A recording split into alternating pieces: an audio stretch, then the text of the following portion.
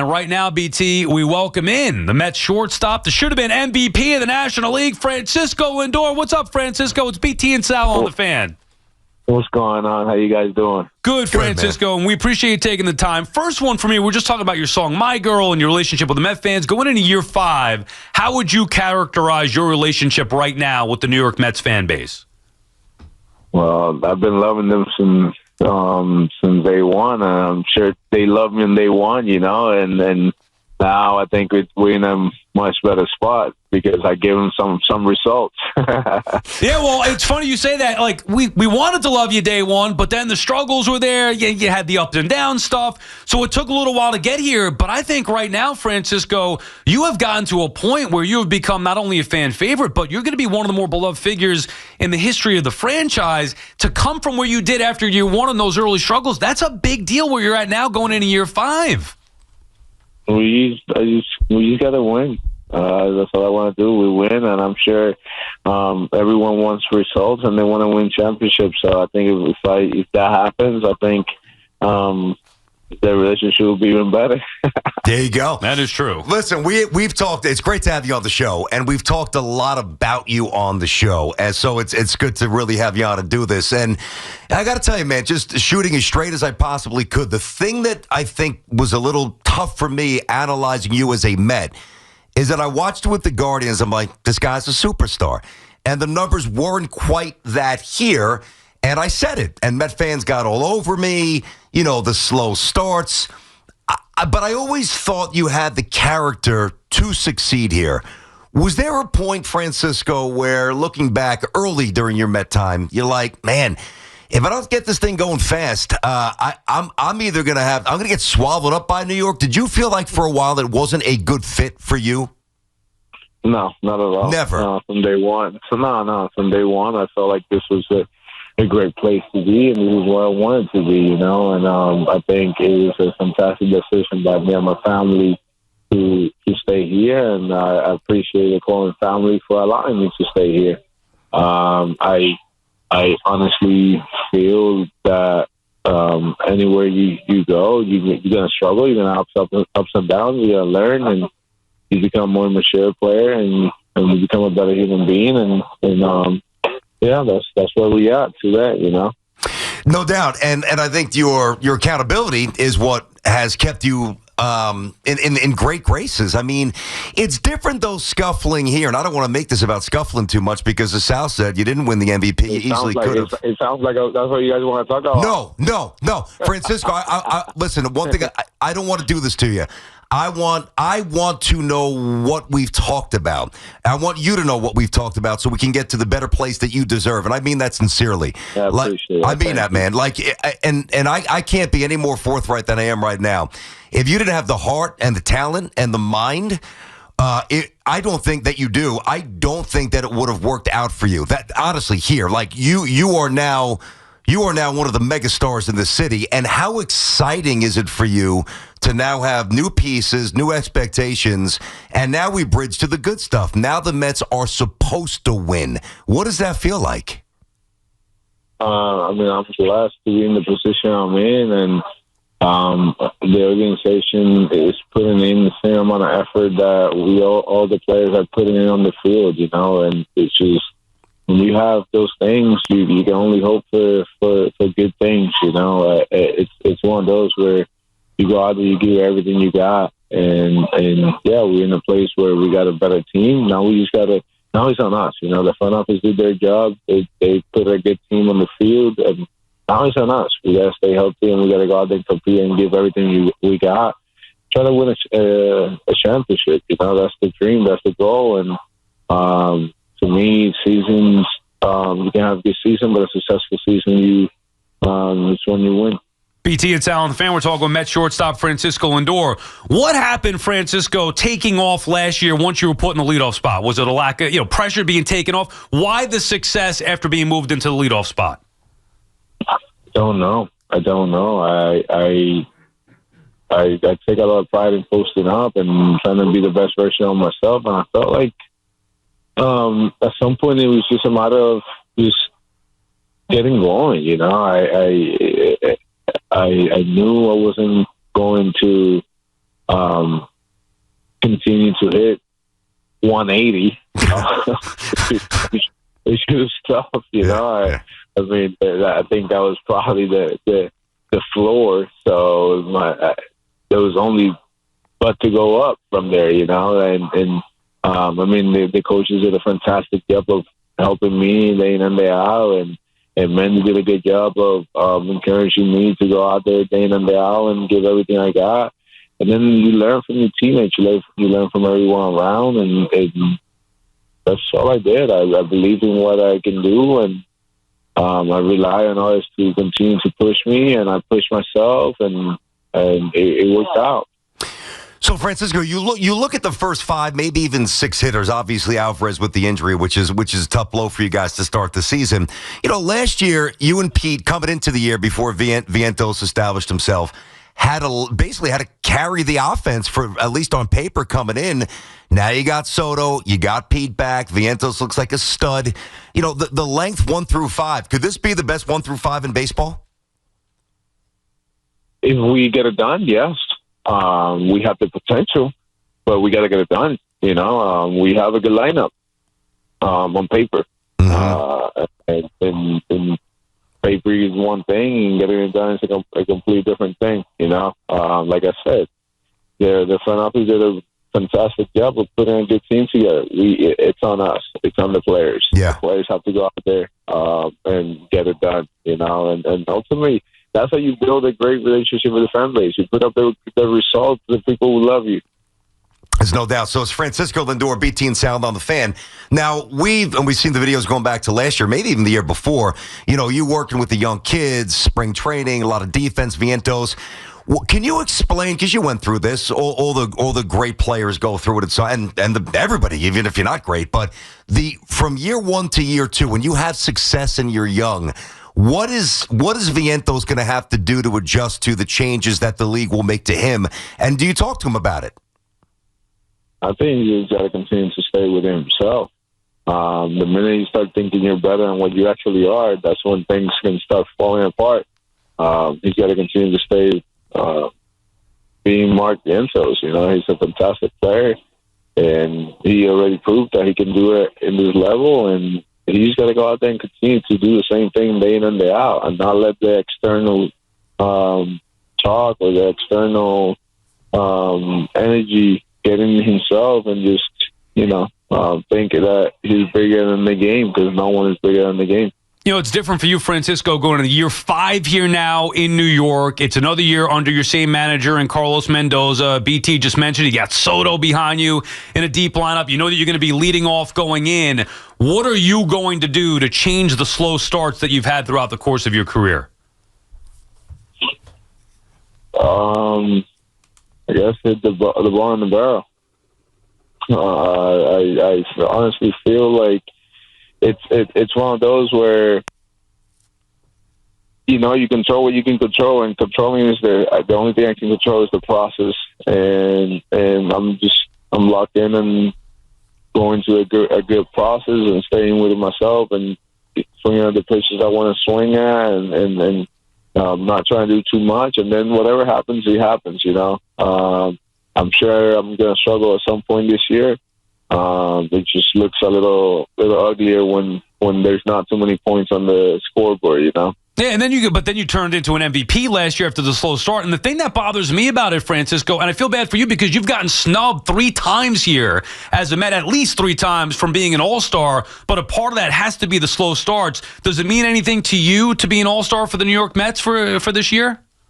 I would love to. I would love to be an All-Star. You know, I don't play for those things. You know, I play to win. But along a good year, you know, you get accolades like that. And to me, the All-Star Game is the biggest and the best event of the summer. And it would be fantastic to represent the New York Mets. But at the end of the day, you know, the people didn't feel like I was an All-Star, and the players didn't feel like I was an All-Star. So I haven't been an All-Star, you know. At the end of the day, I just got to go out there and put up better numbers, and then hopefully I get recognized as an All-Star. Yeah, and if I remember right, you were actually mic'd up in the last All-Star game that you played, right? If I have that right, was that the last one? Mm-hmm. Yeah. I remember that. It was good. All right, so You didn't get the All-Star. You very well might become the captain of the New York Mets. And we've heard former Mets talk about it, whether it's David Wright. Your manager's been asked about it. I don't think it's a matter of if, but when. It's going to happen. And at this point, you will have earned it for sure. Do you think about it? I know you're a team guy, but that's got to mean something special to you. What do you think? I mean, it'll be an honor and a privilege. You know, this is an organization that have had it in previous years, and it's a prestigious thing. You know, it's an honor to wear this C on your chest. You know, if the organization feels like I'm the guy, and people in here want me to be it, at the end of the day, I won't really change. I will continue to be who I am. I'm Francisco Lindor, and I got to go out there and get it done day in and day out, and post up and stay true to who I am. You know, I can't tell Mark to not stay true to who he is if I don't stay true to who I am. Mm-hmm. You know. Well, when you hear the term or the word captain, what characteristics do you think are needed to be a captain? What does it mean to you? Well, you have to be accountable. You have to lead by example. You have to respect your peers, and you gotta help others feel welcome and feel like they have a voice as well. You know, like for me, the term of captain is not like, oh, this guy's gonna make every decision. No, that's not how it goes. You know, for me, it's about making sure the clubhouse continue to stay loose and have fun and keeping guys accountable, but also keeping myself accountable. You know, and it also comes with like a lot of like honor. You know, you have to have a lot of like feel the honor to wear the Mets uniform. You have to feel like this is where you want to be, and you want to improve the organization and make the organization the best place that it could be. So that's kind of how I view it. For me, a captain is someone that leads by example, somebody that stays accountable, is there when he's needed, and when he's not needed, he's also there, and somebody that also makes others feel welcome and to be wanted to be a part of this organization. BT and Sal on the Fan. We're talking with Francisco Lindor, and you certainly do lead by example, going out there playing hurt, no matter the circumstance. Your wife just gives birth. You go back out there and try to be a part of the team. Is there any thought, Francisco, to maybe lessen the load and not post every day? I know that's important to you, and it's one of the things that is great about you, but you want to be fresh and healthy going into the postseason. Maybe last year you're banged up a little bit. Is there any thought to maybe getting some rest along the way throughout the course of the grueling 162? No, not at all. I take a lot of pride in posting up, and if I want to be fresh for October, lift more weights and eat better and sleep. Hey, look, you look good to me, beating the Braves, that home run against the Braves. You beast, Francisco! You're a beast, and I loved every second of it. That was awesome against the Braves. Oh, man. It was fun. I was waiting for that voice. Yeah. I was waiting. There you go, Sal. It took a little longer than I thought. You're running around the bases as cool and calm as collected. Francisco hit one of the bigger home runs in Mets history against the freaking Braves, finally slaying the Dragon, and you were just like, yeah, hey, this is what I do.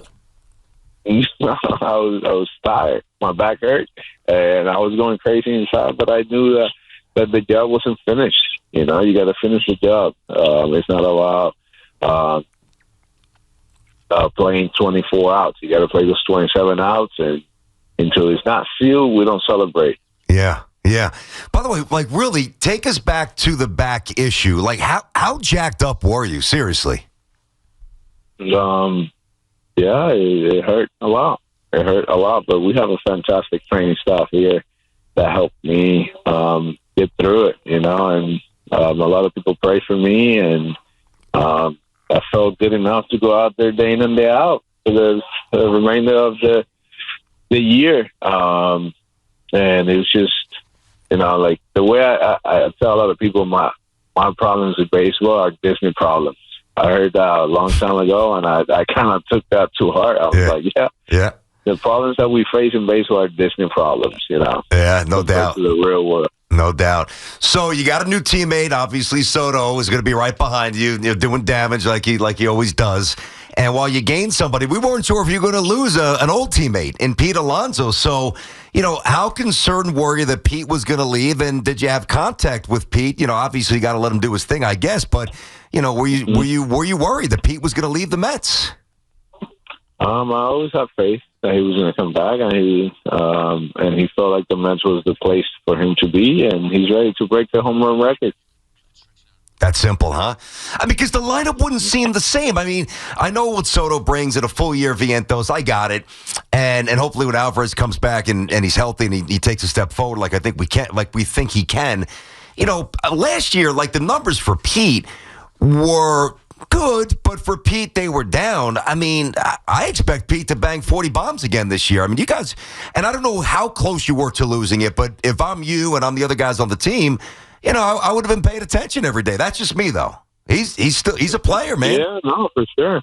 I'm very aware of the things that are happening, and I'm a fan of the game as well. So, of course, I wanted him to make the best decision for himself, and selfishly, I wanted him to come back. And him being here, he makes our team better. He lengthens our lineup, and I can't wait. He's going to have another productive, fantastic year.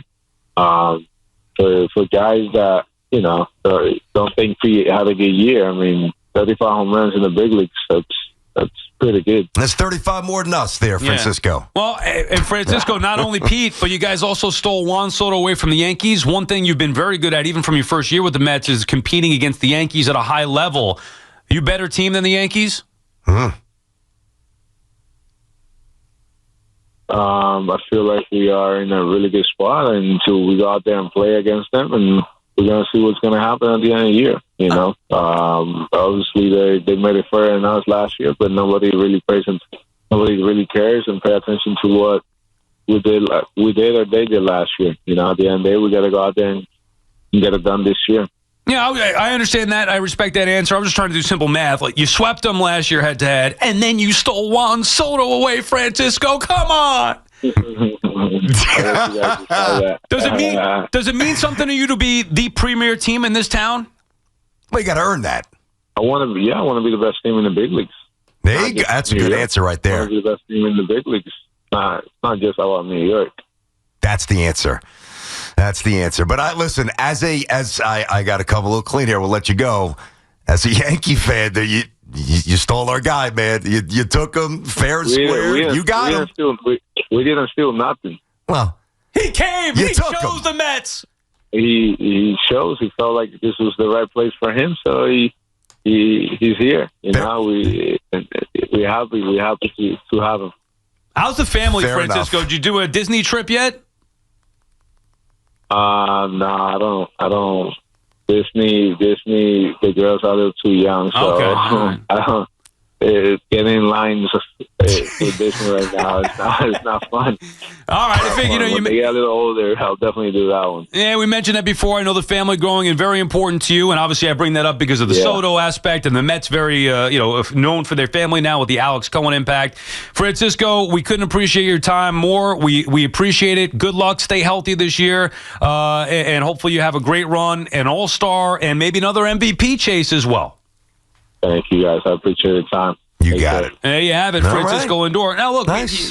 we do appreciate the time. Definitely. It hasn't been all, I know when he started saying Met fans loved him from the beginning. He loved them, which is true. They wanted that to happen. Mm-hmm. It was a little rocky in the beginning. It was a little rocky, and really not until last year, which was year 4. Now, I thought he was better than Met fans gave him credit for the prior years. Mm-hmm. But last year, there was really that deep connection. Yes, there was. Between the Met fan and Lindor, which is why I wanted to start the interview asking about that. And that's why I wanted to make sure that I was not going to let that thing turn into a negative thing. I appreciate the pushback. I get it. But if he was feeling that it was a little negative. No. I want to have a conversation with you because he is a tremendous player, and I think he's a tremendous person. And I really do.